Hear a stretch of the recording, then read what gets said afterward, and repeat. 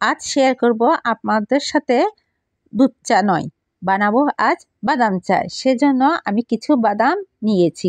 এখানে 20 টাকা বাদাম দিয়ে চা প্রেমীদের জন্য বানাচ্ছি বাদাম চা। প্রেসারের রোগীরা দুধ চা খেতে পারে না, তাদের জন্য এটা অসাধারণ চা। এটা মানে চোখে না দেখলে কেউ বিশ্বাসই করতে পারবে না এটা বাদাম চা। কিছু বাদাম অল্প পানি দিয়ে আমি ভালো করে ব্লেন্ড করে নিয়েছি। তারপর সেখানে আরও কিছু পানি দিয়ে দিলাম, প্রায় 1 মগ মতো। তারপর 2 চামচ চিনি দিয়ে আমি চুলায় জাল করে নিলাম।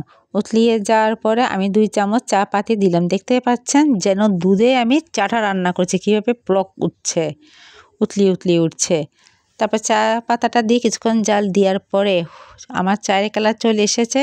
5 মিনিট মতো জাল দেওয়ার পর তারপরে আমি ছেঁকে চাটা ঢেলে নিয়েছি।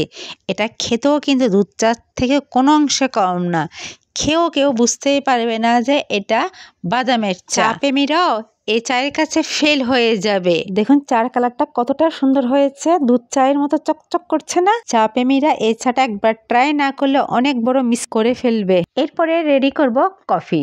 সেজন্য ওই যে আমি বাদামগুলো গুঁড়ি করে ব্লেন্ড করে দুধ করে রেখেছিলাম, ওটার কিছু বাকি অংশ রয়েছিল, ওটা দিয়ে আমি এবার কফি বানাবো। তো আমি 1 চামচ করে প্রতিটা কাপে চিনি দিয়ে নিয়েছি।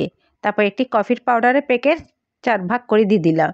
তারপর যে নারকেলের বাদাম দুধটা এখানে ঢেলে দিলাম। এদিকে একটু আবার দানা দানা করে রেখেছি। কফিতে দানা দানা থাকলে বাদাম কফিটা খেতে দারুণ লাগবে। তো সেজন্য দিয়ে আমি এগুলো ভালো করে মিশিয়ে নিয়েছি। তারপর গরম পানি আমি ঢেলে নিলাম। বেশ হয়ে গেল আমার বাদাম কফিও রেডি। এটাও খেতে কোনো অংশে কম নয়, এটাও দুর্দান্ত দারুণ হয়েছে।